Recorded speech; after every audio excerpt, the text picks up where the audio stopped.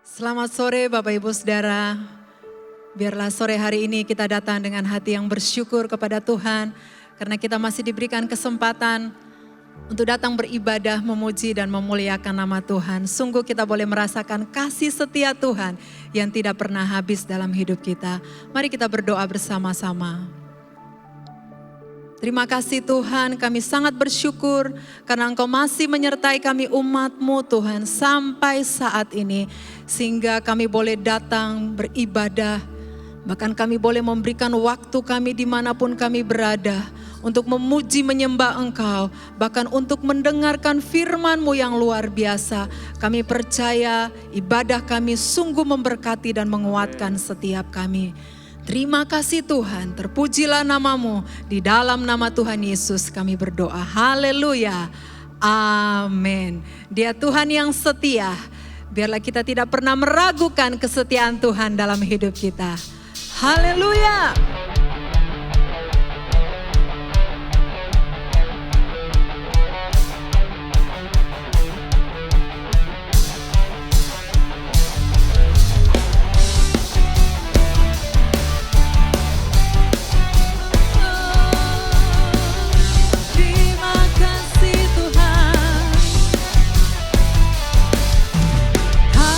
Pernah ku ragu akan kesetiaan.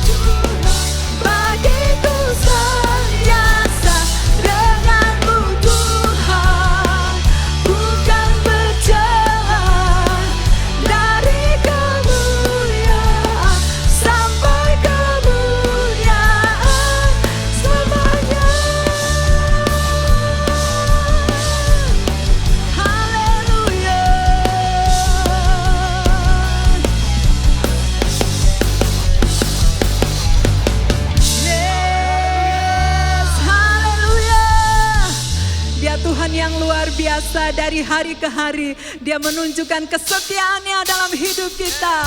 Haleluya. Sama-sama bertepuk tangan bagi Tuhan.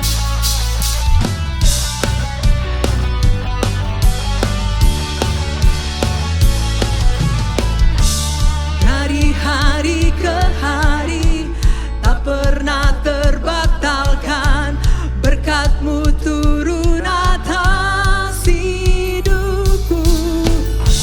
Dari hari ke hari tiada pernah tertunda, kesetiaan-Mu Kau limpahkan bagiku. Haleluya. Tak berkesudahan kasih setia-Mu Tuhan, rahmat-Mu tak pernah habis dari hari-hariku. Tangan-Mu yang perkasa, besar kejayaan-Mu, selalu menopang hidupku. Tanganku.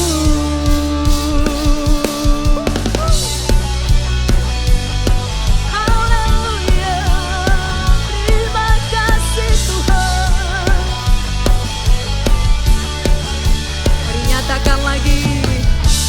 Dari hari ke hari tak pernah terbatalkan, berkat-Mu turun atas hidupku.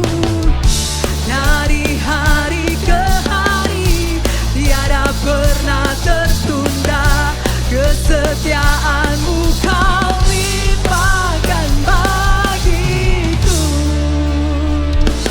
Tak berkesudahan kasih setia-Mu Tuhan. Oh, amin. Tangan-Mu yang perkasa, besar kejayaan-Mu, selalu penerangan.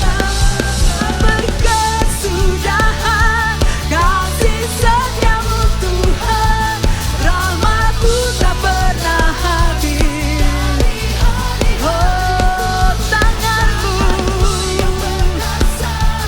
besar kejayaan-Mu, selalu menopang hidupku, selalu pegang erat tanganku.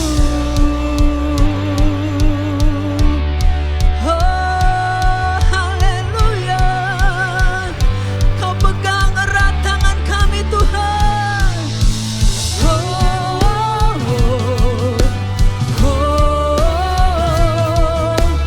oh, oh, serukan. Oh,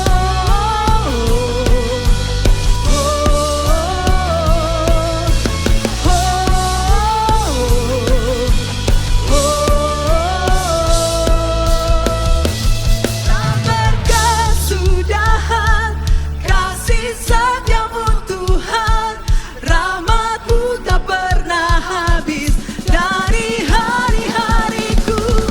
Tangan-Mu yang perkasa, besar kejayaan-Mu, selalu menopang hidupku, selalu pegang erat. Tak berkesudahan kasih setia-Mu Tuhan, dari hari-hariku. Tangan-Mu yang perkasa, besar kejayaan-Mu, selalu menopang hidupku, selalu pegang erat tanganku. Haleluya, haleluya. Terima kasih Tuhan, Engkau yang selalu pegang erat tangan kami, untuk kami terus berjalan di dalam kasih dan rahmat-Mu yang tidak pernah habis dalam hidup kami. Sungguh kami punya Bapa yang setia, Kau tidak pernah meninggalkan kami. Haleluya Yesus.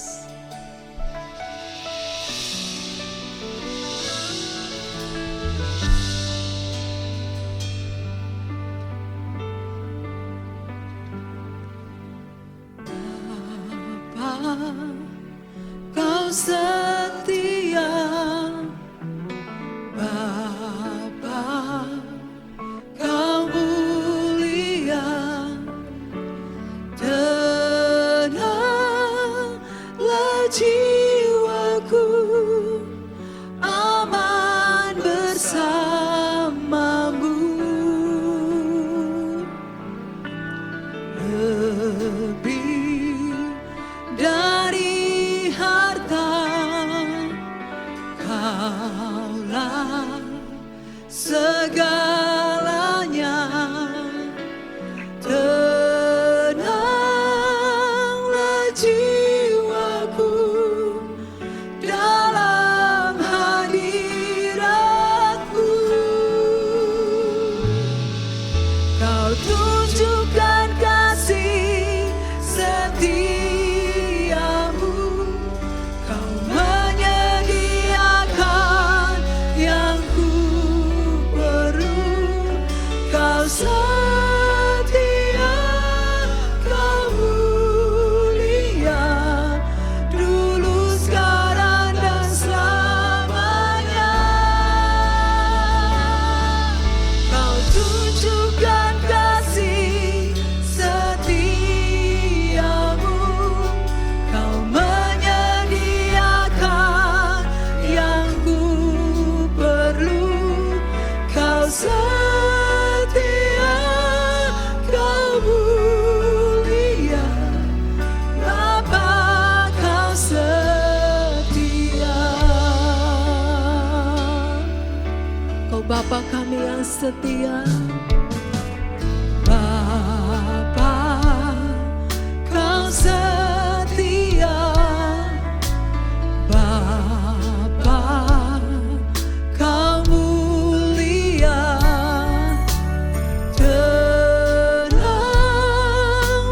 jiwaku, aman bersamamu.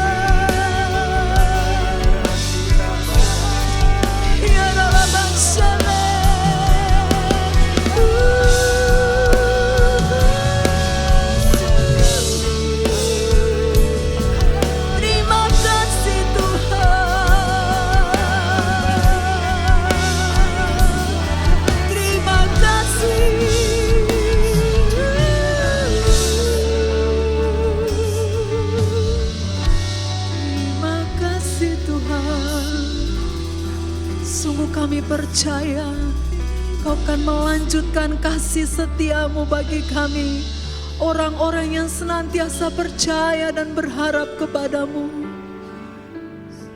Kau terus menyatakan kesetiaanmu bagi kami. Sebab itu hati kami sungguh bersyukur dan berterima kasih. Kami mau nyatakan dari hati kami. Terima kasih Yesus. Mari nyatakan dari hatimu. Terima kasih Yesus.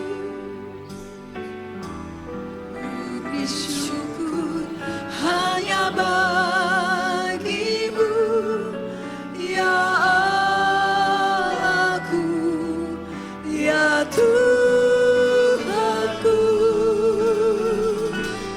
Terima kasih Yesus, kami berterima kasih.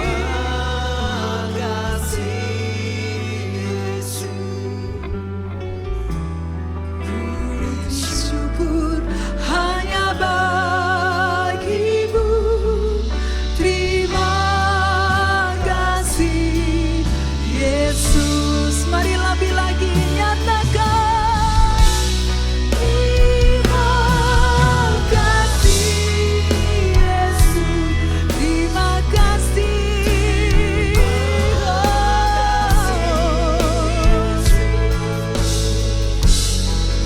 Beri syukur hanya bagimu, ya Allahku, ya Tuhanku.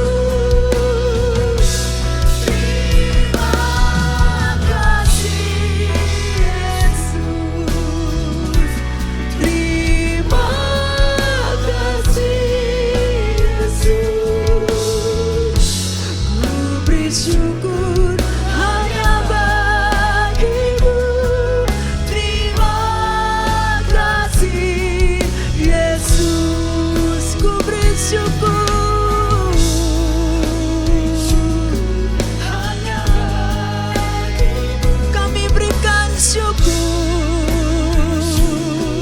hanya bagimu. Sekali lagi nyatakan syukurmu hanya bagimu. Terima kasih Yesus.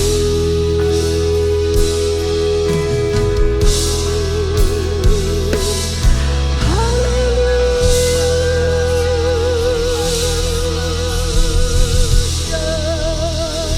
Terima kasih Tuhan. Kami tahu siapa yang kami hadapi. Engkau Raja yang Maha Besar. Beri kami semua, para pendengar, hamba-Mu juga, roh takut akan Tuhan. Karena Engkau adalah pencipta yang membuat kami mengetahui semua rahasia hati kami. Karena itu tidak ada yang tersembunyi di hadapan Engkau. Tuhan, bersihkan terus hati kami, supaya kami tulus, kami gentar, karena Engkau Allah yang Maha Tahu. Terima kasih, nama-Mu dipuji, dibesarkan, dipermuliakan. Dalam nama Tuhan Yesus, kita semua yang percaya berkata bersama, amin. Shalom teman-teman semuanya, selamat berjumpa kembali dalam kasih dan anugerah daripada Tuhan kita Yesus Kristus. Sekali lagi, kitab Maleakhi adalah kitab yang paling keras dalam teguran-teguran. Dan kitab ini adalah kitab yang terakhir dari perjanjian lama setelah orang Israel mengalami kehancuran. Baik kerajaan utara yang terdiri dari 10 suku ditawan oleh kerajaan Asyur, dicerai-beraikan. Kerajaan selatan Yehuda yang terdiri dari dua suku Yehuda dan Benyamin juga tertawan oleh kerajaan Babel. Bahkan dibuang ke Babel 70 tahun. Nah, setelah mereka kembali, 3 nabi lalu berbicara. Nabi Hagai dan Sakaria mendorong mereka memperbaiki, membangun kembali ya rumah Allah yang hancur saat itu, dan mereka seku mau membangun. Namun setelah dibangun terjadi lagi masalah dalam kehidupan rohani, khususnya moral.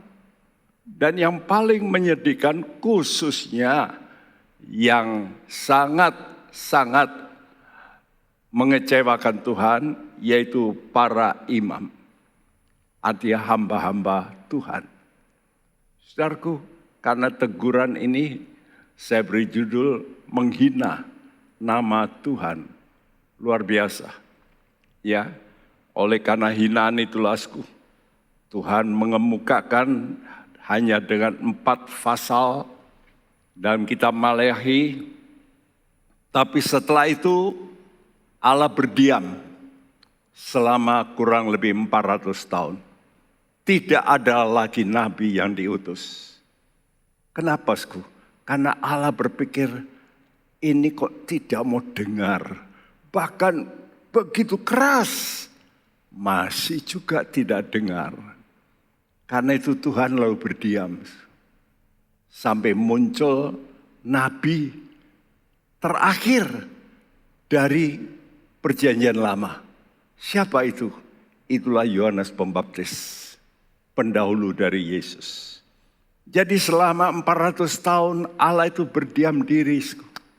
Sama seperti orang tua kalau menegur anaknya tidak digubris.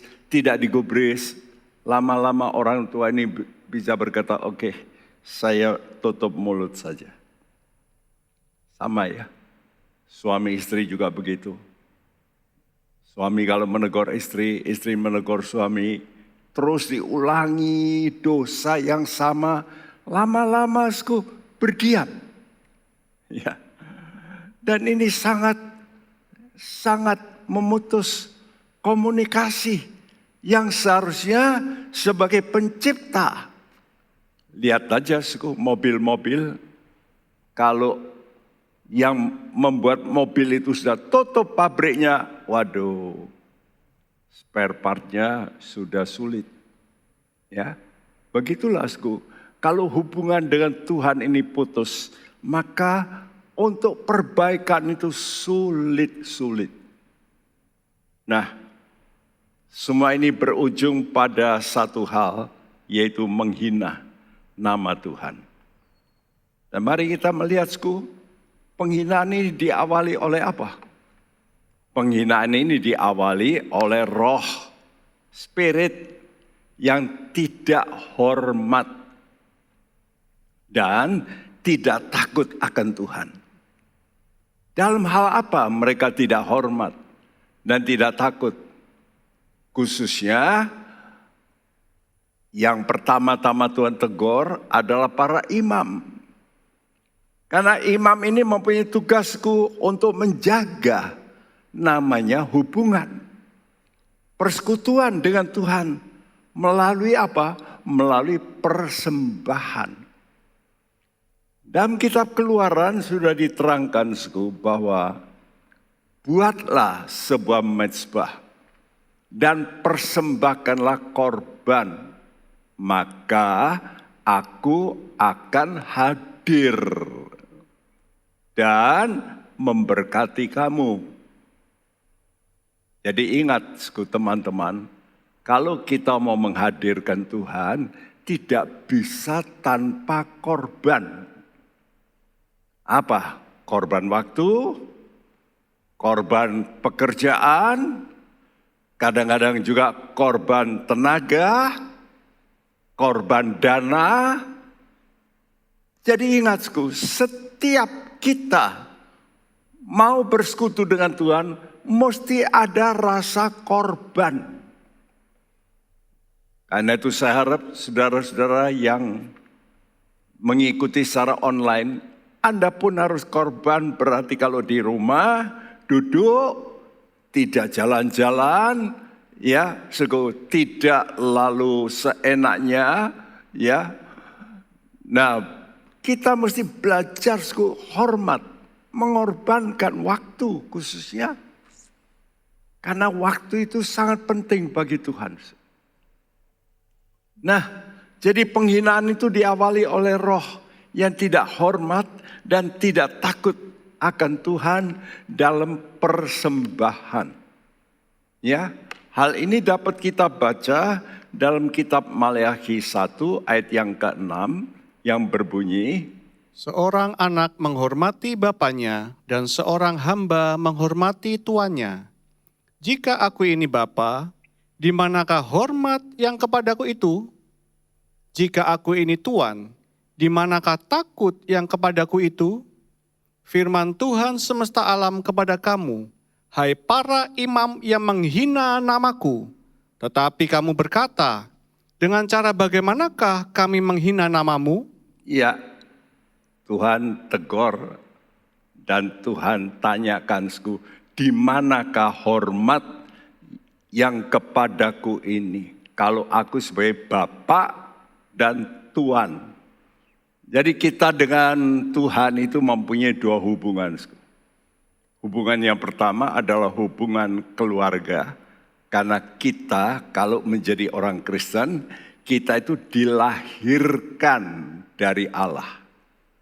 Nah, kalau dilahirkan mesti ada tanda. Kelahiran seorang bayi selalu ada tanda. Salah satu tanda itulah darah. Lalu apa? Air. Ya. Dan ada jeritan. Itu pasti. Begitu juga kalau kita percaya kepada Tuhan, maka itu terjadi oleh karena darah Kristus. Dan oleh air firman yang menyucikan kita. Dan oleh roh Kudus yang membuat kita ini bisa bersekutu dengan Tuhan. Karena itu orang kalau sudah percaya kepada Tuhan, dia harus cepat berteriak, artinya berdoa. Selekas kita ditebus oleh Tuhan, kita mesti lakukan hubungan. Apa itu? Berdoa. Ya, ini seperti spirit. Waktu anak itu kalau enggak teriak, dokter sengaja angkat kakinya, kepalanya di bawah, dipukul pantatnya supaya dia teriak. Supaya mengembang paru-parunya. Ya. Jadi nafas hidup. Nah, hubungan kita dengan Tuhan seperti yang pertama Bapa. Karena Allah melahirkan kita secara rohani. Ya, dengan kematian Yesus Kristus, dengan firman Tuhan, dengan Roh Kudus. Lalu hubungan kita juga sebagai hamba dengan Tuhan. Dalam arti selekas kita lahir dalam Kristus, kita ini mesti belajar melayani. Ya, itulah hamba. Dan dua ini Bapak dan anak, ya, Bapak, anak, Tuan dan hamba. Ini Bapak itu harus kita hormati dan kita takuti. Demikian juga Tuhan, kalau sudah bekerja pada orang mesti hormat dan takut. Dan di sini Tuhan berkata, ya, hai para imam yang menghina namaku. Waktu saya baca ini sangat menyedihkan. Teguran pertama bukan ditujukan kepada umat, tapi kepada imam. Artinya, hal rohani itu utama. Kejatuhan satu negara oleh karena ada pemimpin-pemimpin yang melecehkan hal rohani.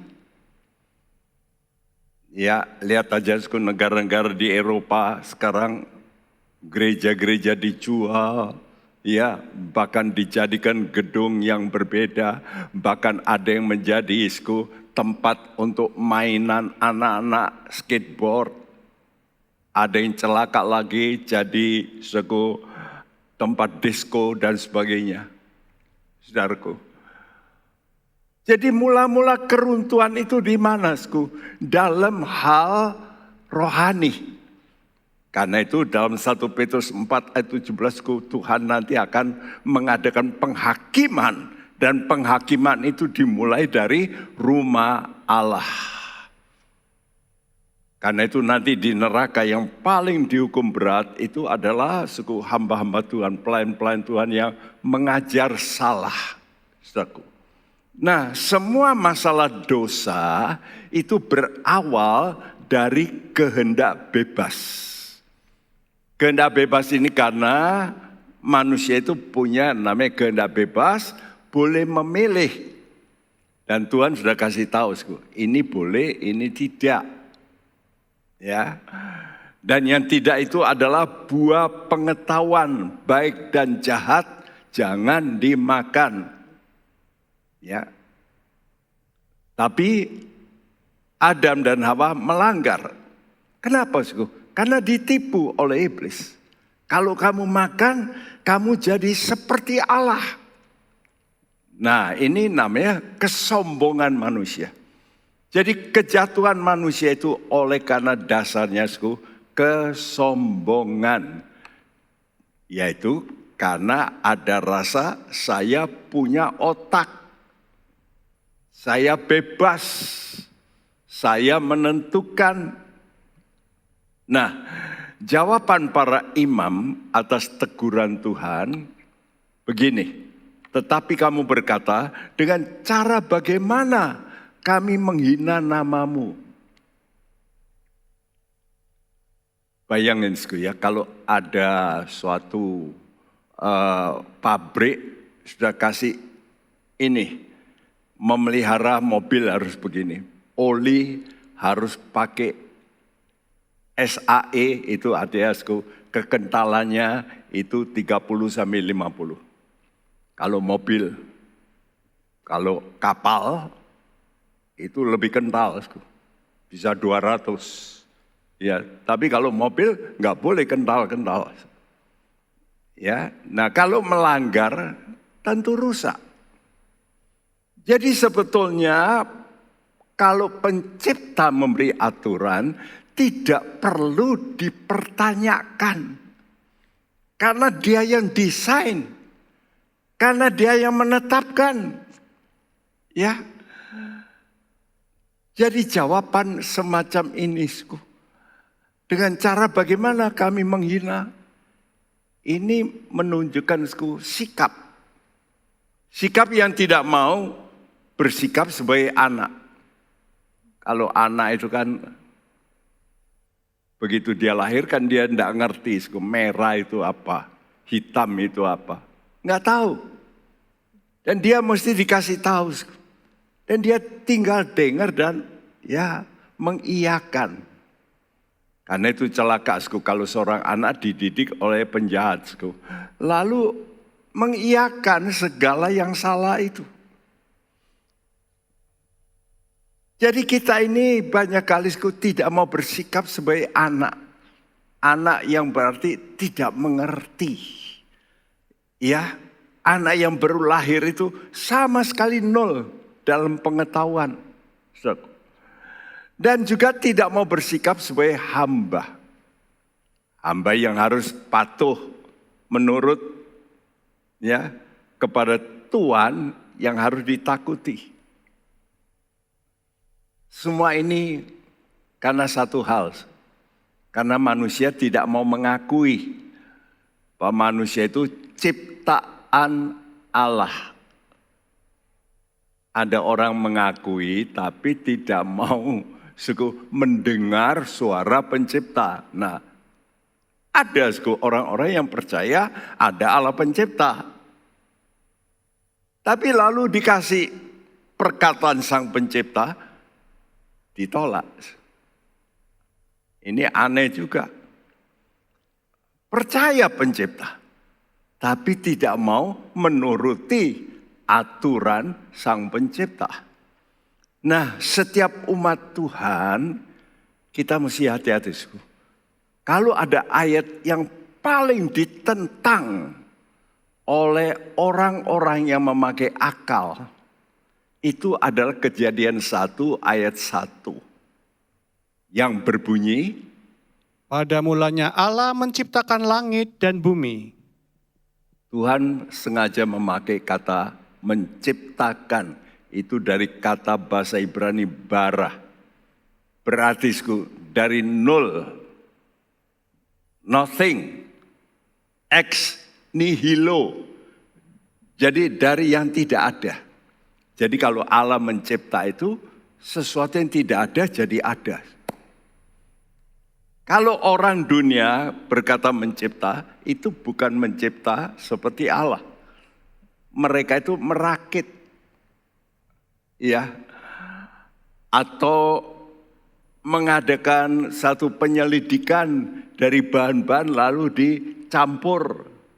Tapi kalau Allah tidak, Allah itu mencipta dari yang tidak ada jadi ada. Nah, ini Allah kita. Jadi kita ini mesti menyadari bahwa Allah itu pencipta. Sekarang ini banyak orang tidak mau mengakui Allah itu pencipta. Padahal kalau kita baca Alkitab, waktu manusia diciptakan itu dari tanah.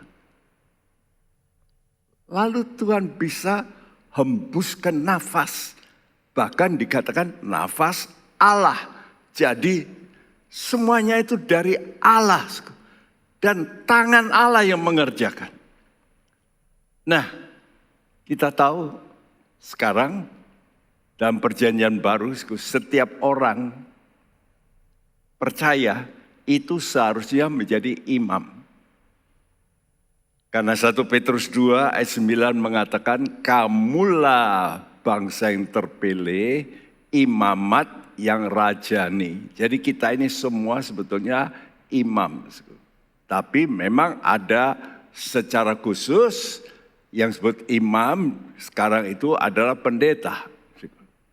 Ya, jadi yang ditegur Tuhan ini memang pertama-tama orang yang sudah tahu lebih dulu. Ya, mengerti hukum Tuhan. Istimewa pendeta itu kan harus tahu, ya, karena mengajar. Nah, harus bertumpu pada perkataan ini. Bahwa kita ini ciptaan Tuhan, ya. Nah, itulah sebabnya, ada satu kitab atau surat, yaitu surat Ibrani. Kenapa disebut surat Ibrani? Karena ditujukan kepada orang Ibrani. Orang Ibrani atau orang Yahudi sekarang ini adalah secara rencana Allah itu terjadi oleh karena tanggapan daripada Bapak Abraham. Abraham percaya dengan betul bahwa Allah itu pencipta. Dan bukan hanya pencipta, tapi yang maha mulia.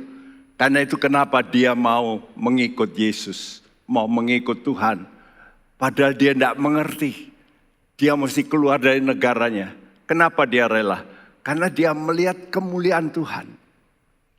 Nah, dari situ lahirlah satu bangsa yang disebut bangsa Yahudi. Tapi sayang, bangsa ini lalu tidak mau percaya perkataan yang dulu yang sama ditujukan pada Abraham, itu sekarang ditujukan pada mereka dalam kemajuan, ya, progresif.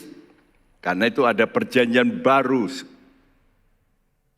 Perjanjian baru juga diperkatakan oleh Allah yang sama dengan perjanjian lama. Tapi mereka tidak mau. Karena itu Tuhan menegaskan sekarang dalam perjanjian baru, Ibrani 11 ayat 1-3. Iman adalah dasar dari segala sesuatu yang kita harapkan dan bukti dari segala sesuatu yang tidak kita lihat. Sebab oleh imanlah nenek moyang kita mendapat kesaksian yang baik. Karena iman kita mengerti bahwa alam semesta telah dijadikan oleh firman Allah, sehingga apa yang kita lihat telah terjadi dari apa yang tidak dapat kita lihat. Ya, imannya Abraham itu seperti itu. Sayang ya, imannya orang Yahudi yang lain tidak mengikuti iman Abraham. Karena iman Abraham itu dikatakan di sini yang saya tulis dalam ayat 2, sebab oleh imanlah nenek moyang kita mendapat kesaksian yang baik. Alkitab bahasa Indonesia mengatakan sebab oleh imanlah telah diberikan kesaksian kepada nenek moyang kita. Beda ya, mestinya seperti ini. Sebab oleh imanlah nenek moyang kita mendapat kesaksian yang baik. Jadi Tuhan ingin supaya setiap orang itu betul-betul nanti bisa menunjukkan satu kehidupan yang baik. Dan itu dimulai dari iman. Dan iman itu, start dari iman adalah percaya firman Allah yang menjadikan.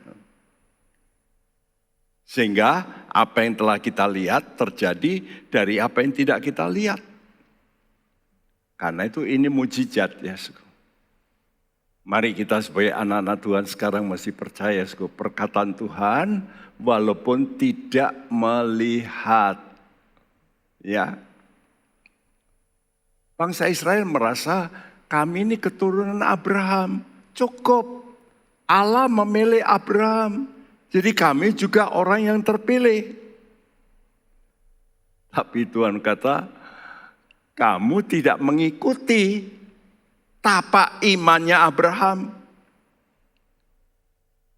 Dan Abraham itu berlaku dengan Tuhan sebagai apa? Berlaku sebagai anak, berlaku sebagai hamba. Tadi dua hal ya. Kamu tidak menghormati Bapak dan Tuhan. Jadi kita anak-anak Tuhan harus selalu mengidentikan diri kita senantiasa. Saya katakan senantiasa. Itu seperti anak. Hati-hati jangan sampai kita ini merasa mengerti lalu tidak bersikap sebagai anak. Karena kata Tuhan kalau kamu tidak berubah menjadi seperti anak, kamu nggak bisa masuk surga. Itu perkataan Tuhan. Jadi kita ini mesti selalu sadar, kita ini anak. Berarti kita butuh bimbingan. Kita butuh penyedia. Karena Bapak kita itu Yehovah Jireh. Ya, He is the provider. Dia itu yang menyediakan. Nah kita ini mesti sebagai anak tahu itu, sadar. Saya butuh Bapak di sorga. Saya butuh Tuhan yang mengatur perbuatan-perbuatan saya, pekerjaan saya. Bukti daripada Abraham itu benar-benar bersikap sebagai anak dan hamba waktu dia diminta mengorbankan anaknya. Kenapa dia berani korbankan? Kalau sudah baca dalam surat Ibrani, sebab dia yakin Allah sanggup ya menghidupkan atau menjadikan lagi Ishak. Iya? Nah, jadi dari yang tidak ada jadi ada. Itu yang dipercaya oleh Bapak Abraham. Tadi kita baca berulang-ulang bahwa Tuhan itu Raja yang maha besar. Jadi menghina itu dalam korban ya kepada Tuhan dengan hal yang tidak layak. Tidak patutlah ya kepada orang yang besar kita persembahkan hal yang sepele.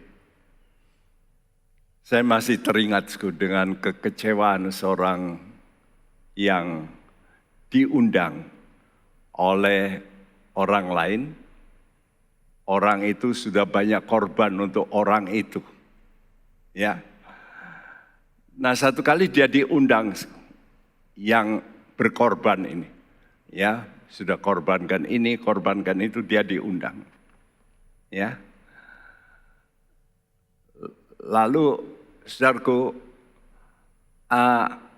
lalu yang berkorban ini sekarang juga mengundang karena anaknya menikah. Saudara, dan dia bersaksi pada saya, Pak Bekti, saya sangat kecewa.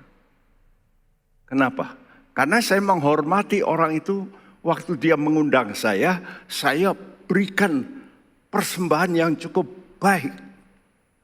Waktu anak saya menikah, saya buka. Tahu persembahannya. Gelas desa yang pletot-pletot. Tidak bisa bulatkan begitu ya. Zaman dulu itu ada gelas-gelas yang tiupannya tidak baik. Gitu. Jadi murahan sekali. Waktu dia buka itu dia marah. Gitu. Waduh, saya menikahkan anak, tapi kok dikasih gelas 6, ya, tapi gelasnya berbentuk jelek sekali. Wah, saya dapat rasakan, ini orang yang cukup berada. Jadi hati-hati juga ya, kalau saudara rupanya begini. Setelah saya ya datangi juga rumah dari orang yang memberi itu, saya melihat masih banyak kado yang belum dibuka. Waktu anaknya menikah itu kan banyak orang kasih. Ya taruh di gudang begitu. Lalu rupanya suruh anaknya, kamu ambil aja salah satu. Dan tidak dibuka dulu. Pokoknya diambil, ya.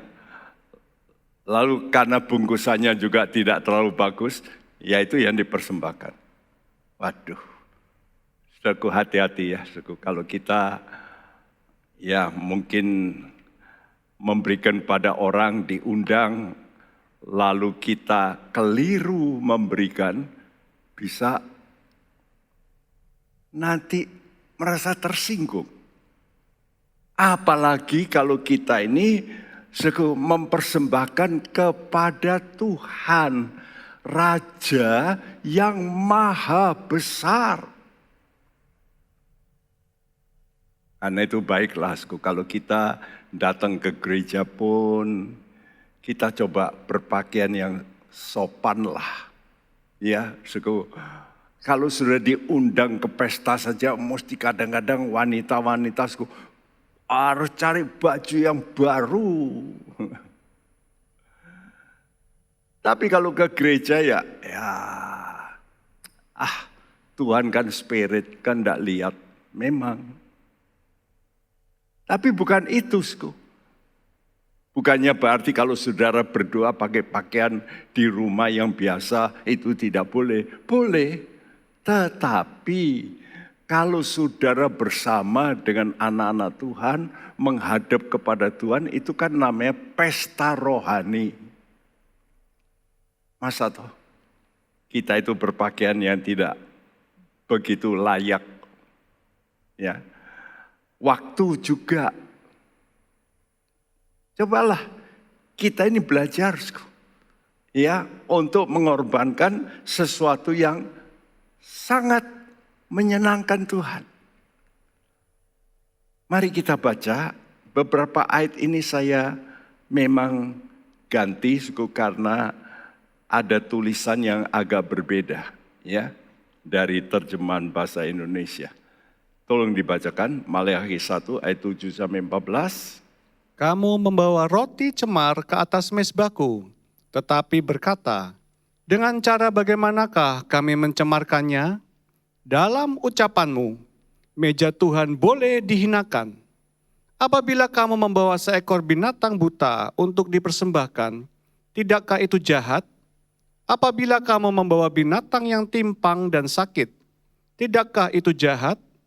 Cobalah menyampaikannya kepada bupatimu, apakah ia berkenan kepadamu? Apalagi menyambut engkau dengan baik. Firman Tuhan semesta alam. Maka sekarang, cobalah melunakkan hati Allah, supaya ia mengasihani kita. Oleh tangan kamulah terjadi hal itu, masakan ia akan menyambut salah seorang daripadamu dengan baik? Firman Tuhan semesta alam. Sekiranya ada di antara kamu yang mau menutup pintu, supaya jangan kamu menyalakan api di mezbahku dengan percuma.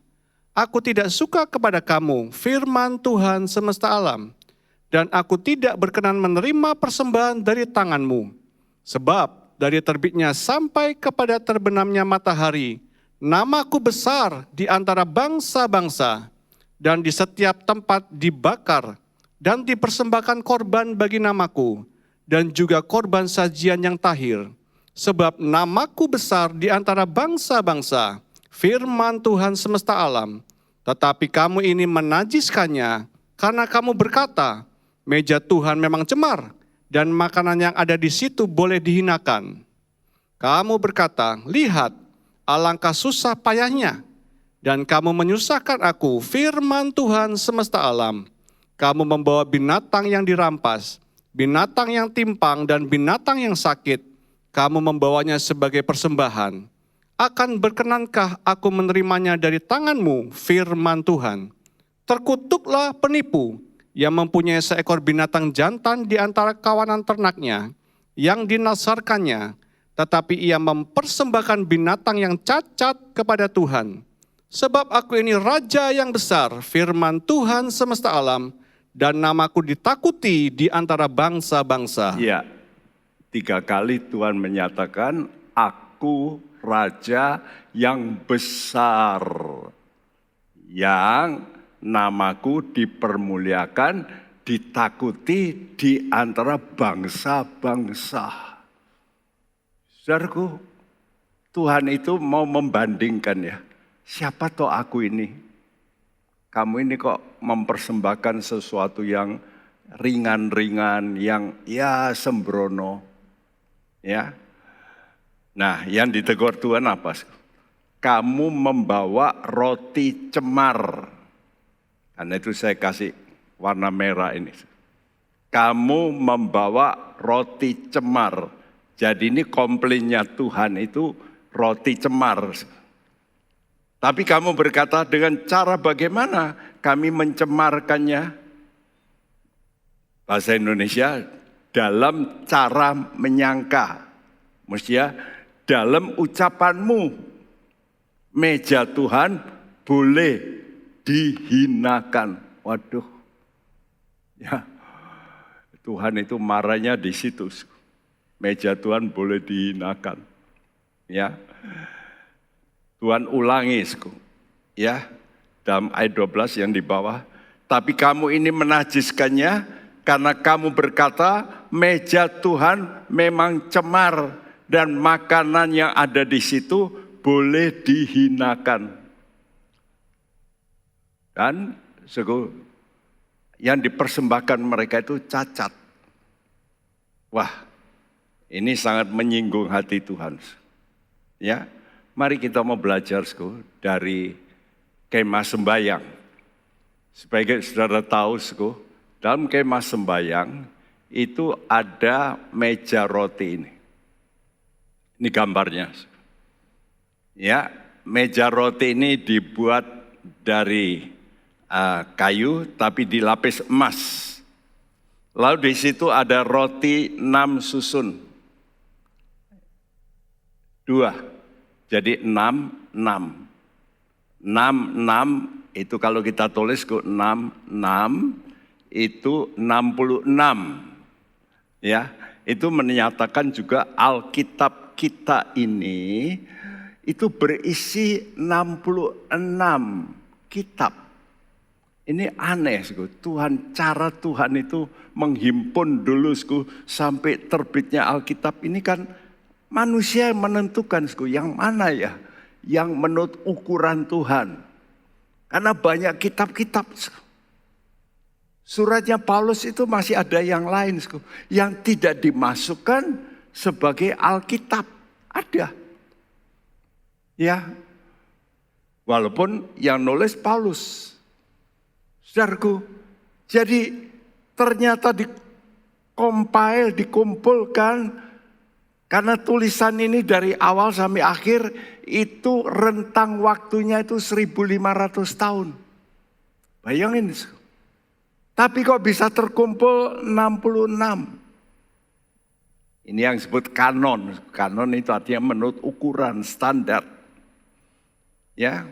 Nah, keberatan utama dari Tuhan karena para imam membawa roti cemar ke mezbah. Perhatikan ya, ke mezbah, tapi juga dikatakan meja Tuhan. Jadi ada 2 persembahan. Waktu saya perhatikan ini kenapa ya yang satu kok mezbah, yang satu kok meja. Dan memang persembahan sajian yang disebut korban makanan itu adalah korban makanan yang dibawa oleh orang-orang Israel kepada imam, ya, dan itu adalah roti dari tepung terbaik, ya. Tapi waktu mempersembahkan ada syarat tambahan, saya tuliskan di sini. Jadi persembahan yang dibawa ke mezbah itu disebut korban makanan atau korban sajian dalam Alkitab terjemahan baru, yang kalau lama korban makanan, ya, meat offering gitu, ya. Lalu yang kedua ini roti ini dipakai untuk meja Tuhan. Jadi ada di mezbah, ada di meja Tuhan. Nah, disebut roti cemar karena produk. Ya, memang waktu mereka para imam ini ditugaskan oleh Tuhan untuk membuat roti seperti ditumpuk ini, harus dari tepung yang terpilih, the best. Lalu digiling, lalu diayak, lalu dijadikan adonan, lalu dipanggang, akhirnya jadi roti. Disebut roti pertunjukan. Ya. Nah, kenapa cemar? Karena tidak memenuhi syarat. Syaratnya mesti tepung terbaik, tapi ada plus. Plus apa? Syarat tambahan. Nah, mari kita mau belajar syarat tambahan ini. Imamat 2 ayat yang pertama berbunyi, apabila seseorang hendak mempersembahkan persembahan berupa korban sajian kepada Tuhan, hendaklah persembahannya itu tepung yang terbaik, dan ia harus menuangkan minyak serta membubuhkan kemenyan ke atasnya. Ya, jadi tidak cukup tepung yang terbaik. Mungkin sudah tepung terbaik. Tapi kalau orang-orang Israel mempersembahkan korban sajian, itu mesti tepung terbaik, tapi harus menuangkan minyak. Plus membubuhkan kemenyan. Karena itu tadi ada gambar ini, ya.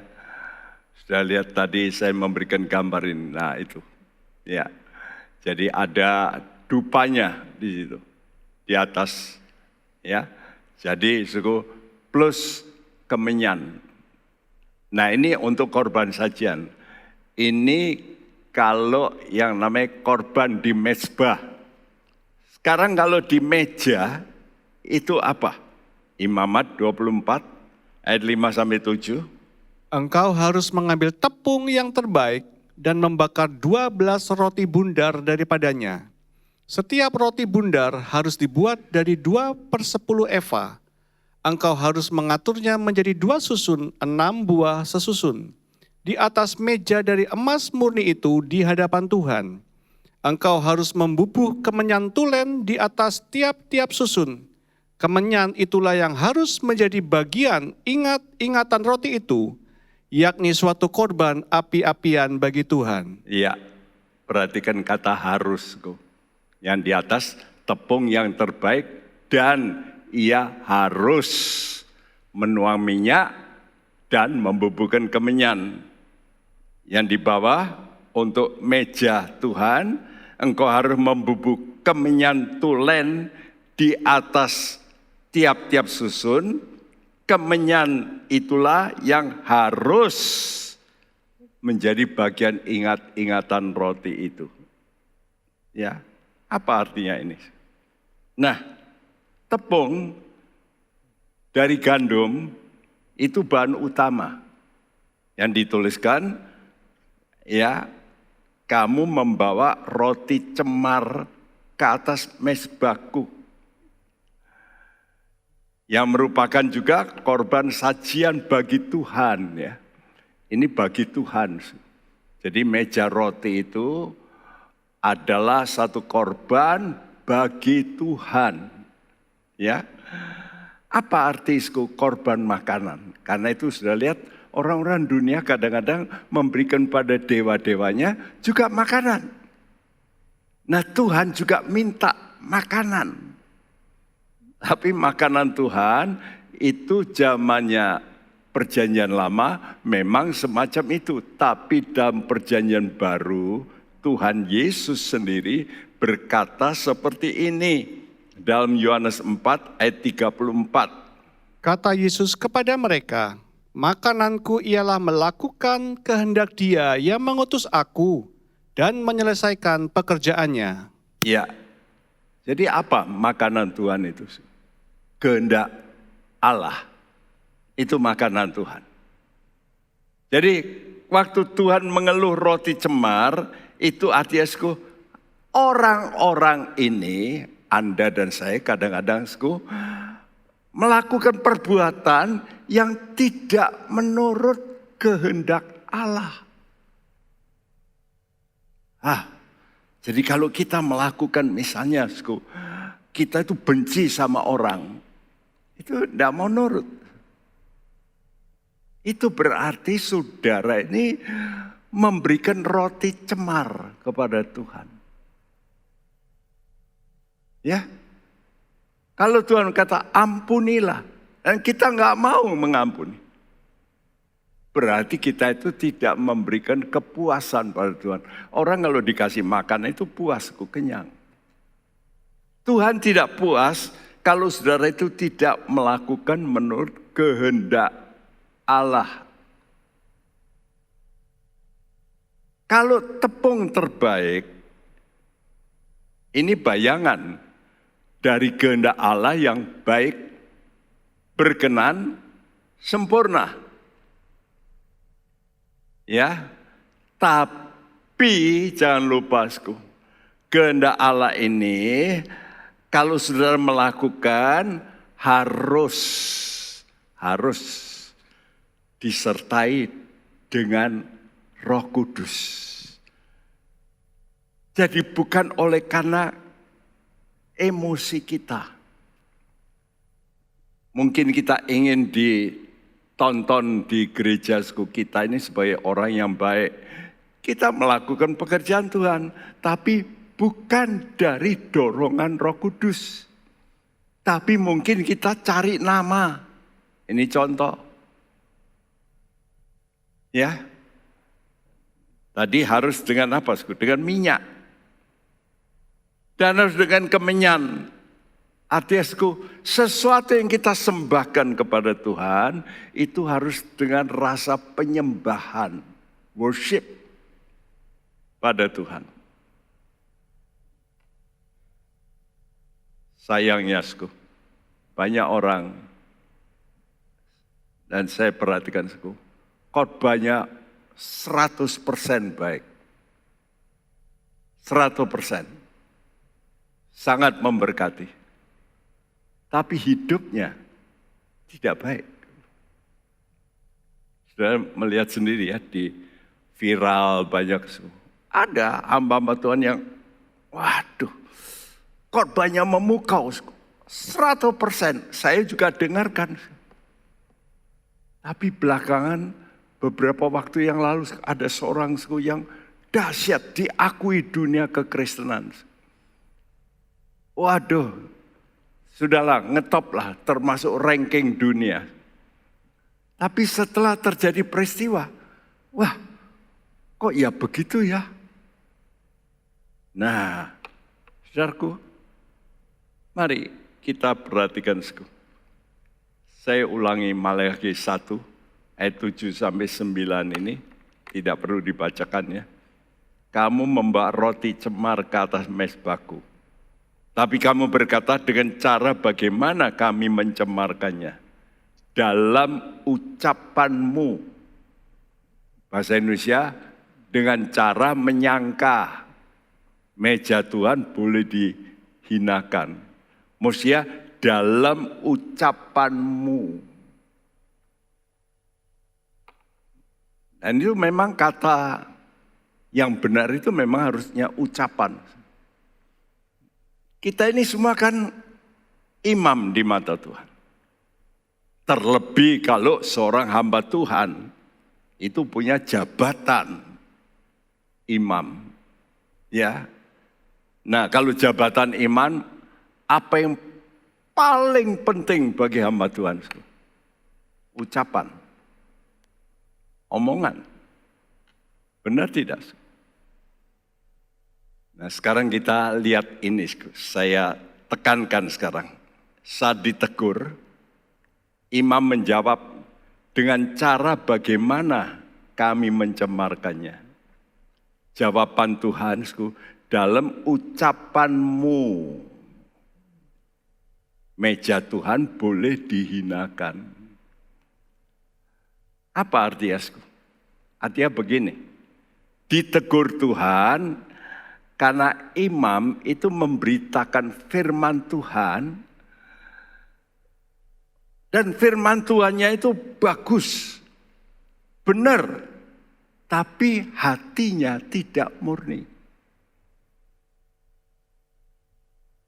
Ya, coba seperti yang Tuhan nyatakan dengan terjadi seorang nabi. Kalau sudah baca dalam Perjanjian Lama, ada seorang nabi yang hebat. Nabi Biliam. Dan kalau sudah baca, dia bernubuat. Nubuatnya 100% benar. Ingat tuh ya, omongan Biliam itu 100% benar. Bahkan dia menubuatkan tentang Israel. Karena itu ada gambar bintang. Waktu dia ngomong bintang itu, sehingga orang Israel lambang negaranya pakai apa? Bintang. Itu omongnya Biliam itu. Ya, jadi Biliam ini ngomongnya betul, 100% betul. Tapi hatinya enggak betul. Karena itu ada aturan dalam Imamat 2 ayat 11 yang berbunyi, Suatu korban sajian yang kamu persembahkan kepada Tuhan, janganlah diolah beragi. Karena dari ragi atau dari madu, tidak boleh kamu membakar sesuatu pun sebagai korban api-apian bagi Tuhan. Iya. Karena itu saya tuliskan, roti cemar itu berita yang baik. Beritanya baik.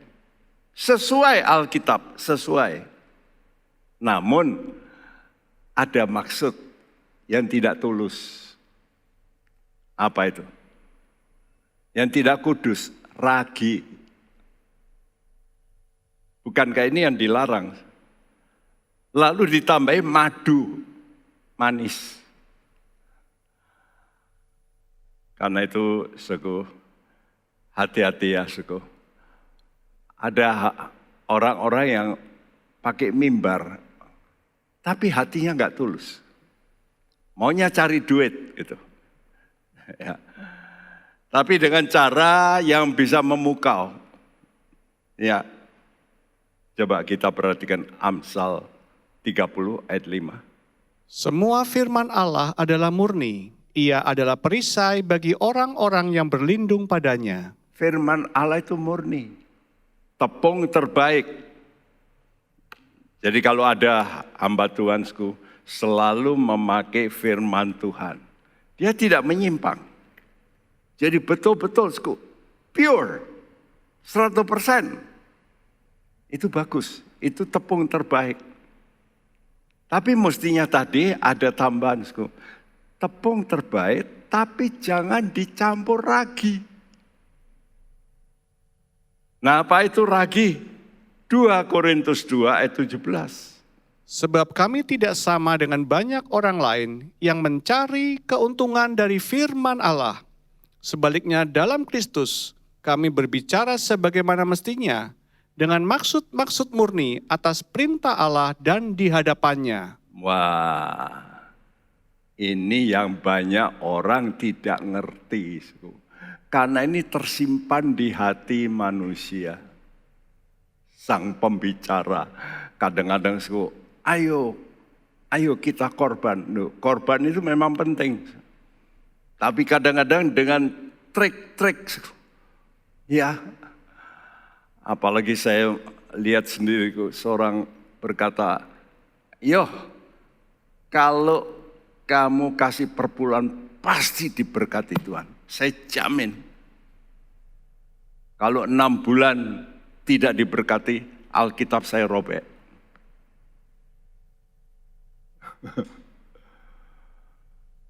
Saya mendengarkan viral itu, waduh.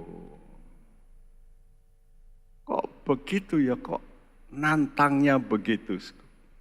Ya, saudaraku, kita nggak ngerti hati manusia itu. Ya, mencari keuntungan dari firman Allah. 2 Petrus 2 ayat yang ketiga. Dan karena serakahnya guru-guru palsu itu akan berusaha mencari untung dari kamu dengan cerita-cerita isapan jempol mereka. Tetapi untuk perbuatan mereka itu hukuman telah lama tersedia dan kebinasaan tidak akan tertunda. Ya, sekarang kalau saudara ada banyak orang setelah mempersembahkan lalu dengar ini itu lalu kecewa, lalu tidak mau ke gereja. Saya berkata siapa yang salah? Pendetanya salah atau jemaatnya salah sampai kecewa sama Tuhan? Ya jelas pendetanya salah. Ya toh, ada motivasi yang enggak benar. Tapi jemaatnya juga salah. Kenapa ada motivasi yang tidak benar kok tidak bisa mendeteksi?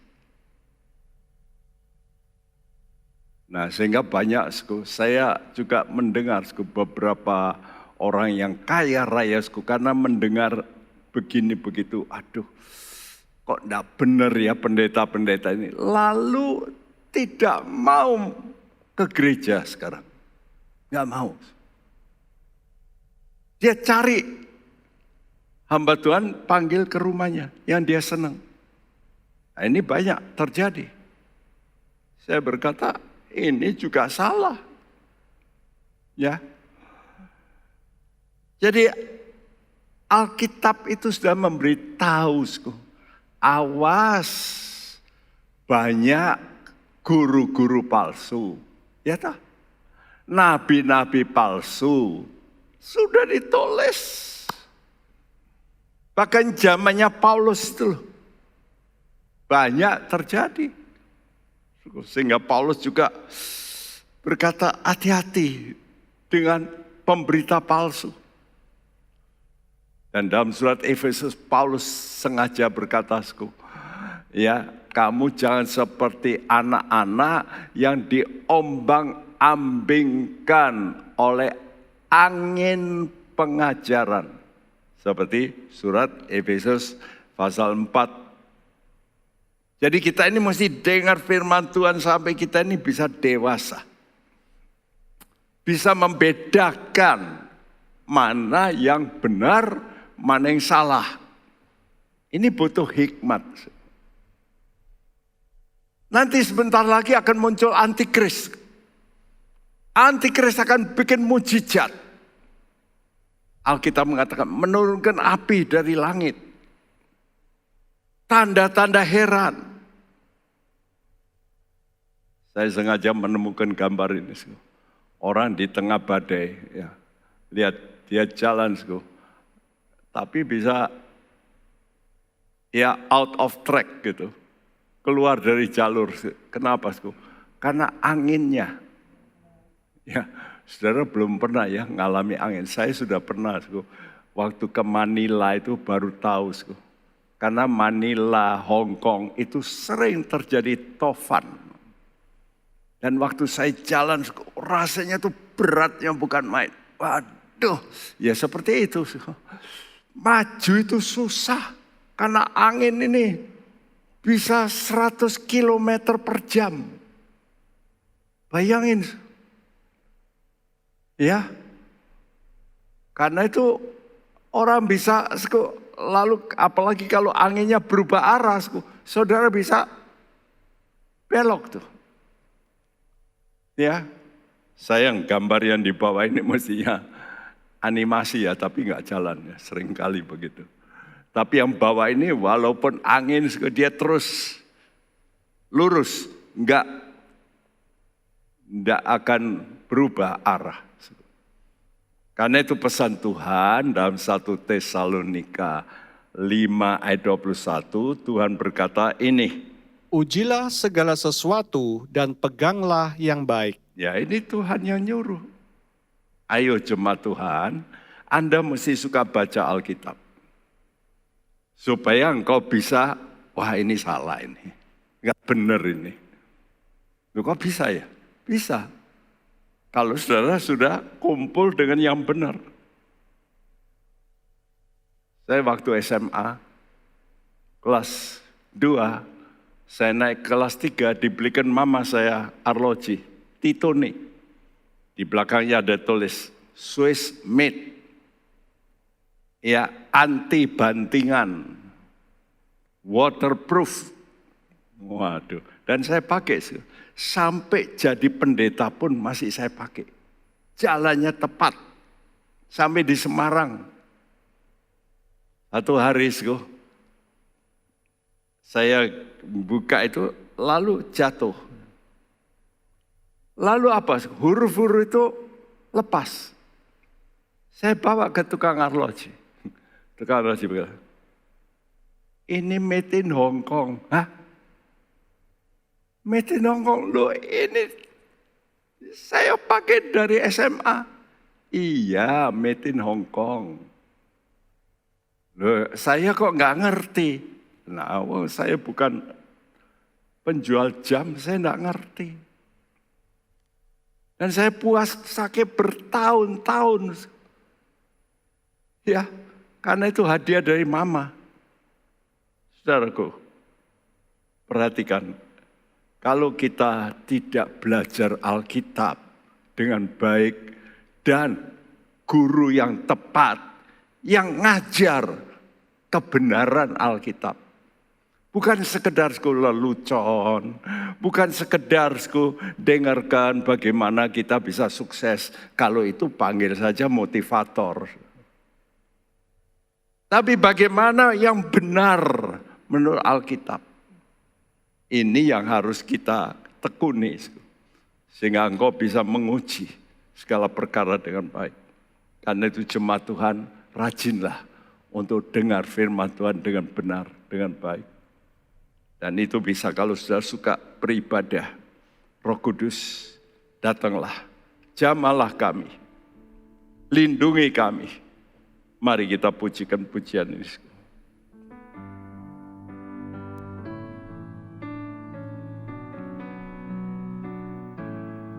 Roh Kudus,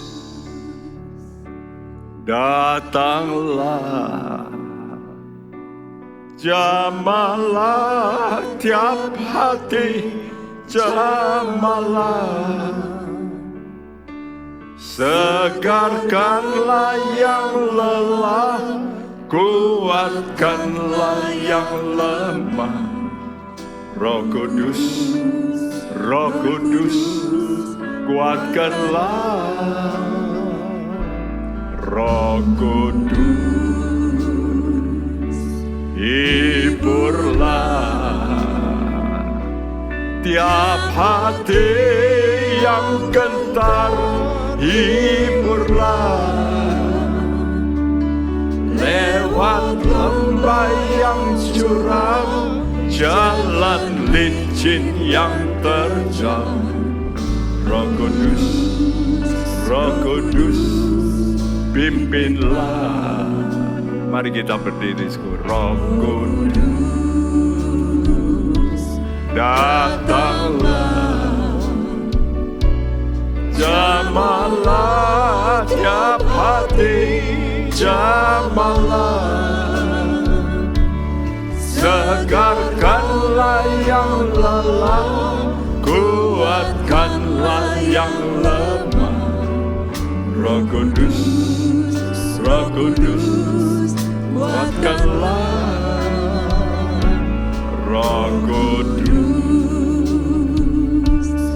hiburlah tiap hati yang gentar, hiburlah lewat lembah yang curam, jalan licin yang terjal. Roh Kudus, Roh Kudus, pimpinlah. Roh Kudus, Roh Kudus, pimpinlah. Ingat,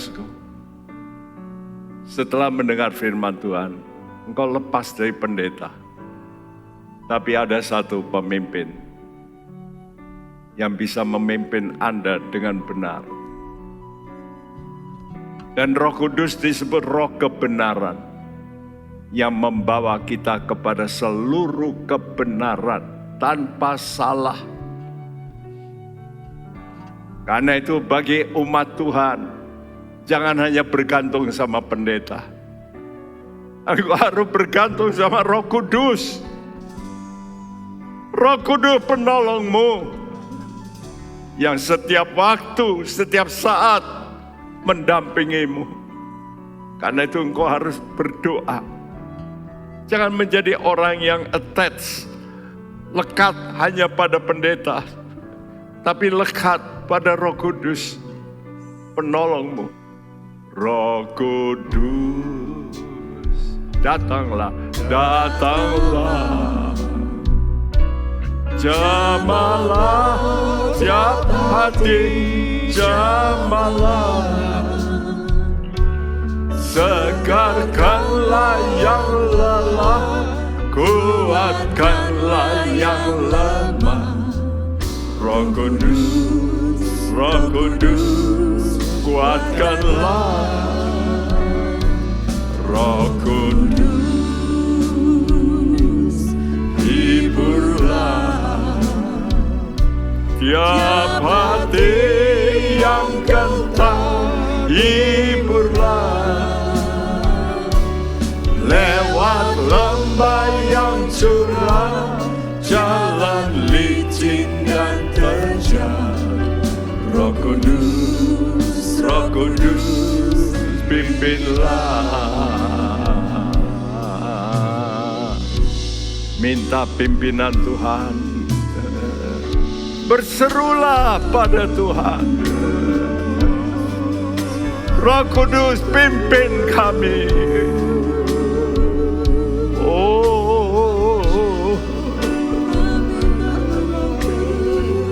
Pegang tangan anak-anak-Mu Tuhan.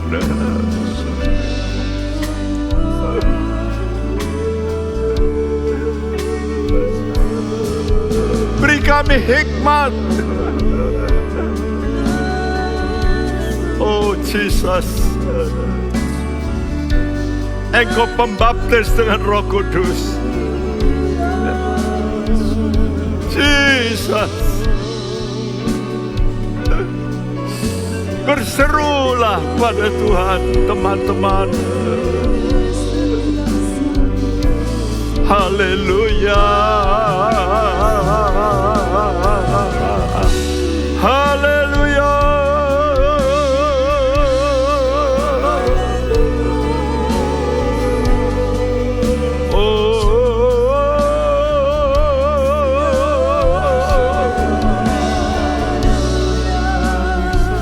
Roh Kudus pimpinlah Roh Kudus. Oh ya Rasul. Haleluya.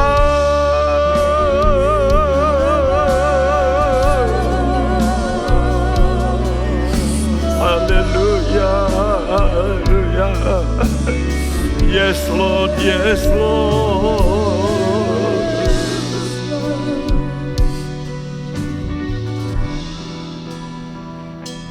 Ya Tuhan, kami butuh persekutuan dengan Engkau untuk mengarahkan jalan hidup kami. Engkau adalah pendidik utama. Engkau adalah guru yang selalu standby. Saat kami bersimpu di bawah kaki-Mu, waktu kami berseru Engkau hadir. Dan Engkau senantiasa Tuhan siap menolong kami. Karena itu Tuhan, kami mau ingin supaya firman-Mu ini Engkau implementasikan dalam hati anak-anak-Mu, supaya mereka tahu tanpa Roh Kudus mereka tidak mungkin bisa tetap benar. Tuhan, ajar kami lebih banyak Tuhan berseru-seru kepadamu, bersimpu di bawah kaki-Mu sebagai seorang anak yang menjerit, yang butuh kepada bimbingan orang tua. Ya Bapa kami di sorga, lepaskanlah kami dari yang jahat, bebaskan umat-Mu, pimpin kami semua dalam kebenaran-Mu. Terima kasih. Berkati semua anak-anak-Mu. Lindungi Tuhan, supaya mereka bisa mencapai akhir dengan baik. Kami berdoa bagi pemerintahan kami. Tuhan berkati, berikan hikmat akal budi untuk membimbing bangsa negara kami yang besar ini. Terima kasih. Dan kami mau berpisah satu sama lain Tuhan, tapi Engkau tidak berpisah dari kami, menyertai kami selama-lamanya.